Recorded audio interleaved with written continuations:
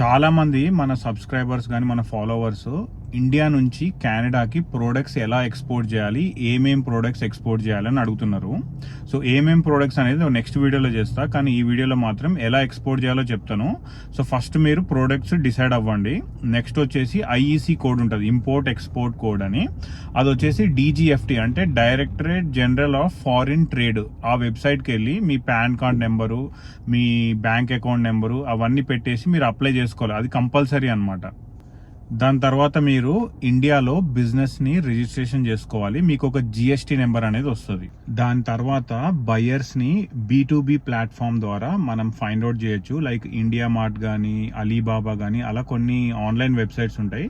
మీ ప్రోడక్ట్ని అక్కడ డిస్ప్లే చేస్తే కెనడా నుంచి బయర్స్ చూసి మిమ్మల్ని అప్రోచ్ అవుతారు. ఫైనల్లీ మీరు కెనడాలో ఇంపోర్ట్ రెగ్యులేషన్స్ని అర్థం చేసుకోవాలి. ఎందుకంటే కెనడాలో ఫుడ్ ప్రాసెసింగ్ కానీ, లేబులింగ్ కానీ అవి చాలా స్ట్రిక్ట్.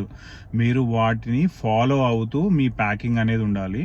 ఫైనల్గా సర్టిఫికేట్ ఆఫ్ ఆరిజిన్ అనేది మాత్రం తెచ్చుకోవాలి. అది కెనడాకి ఎక్స్పోర్ట్ చేయడానికి. అది లేకుండా అయితే కెనడాలోకి ఎంటర్ అవ్వలేదు. అండ్ ఇన్సూరెన్స్ కూడా పే చేయాలి. మీకు ఇంకా ఏమైనా డౌట్స్ ఉంటే నాకు కింద కామెంట్లో మెన్షన్ చేయండి. నా ఛానల్ని ఫాలో అవ్వండి. Please subscribe. Thank you.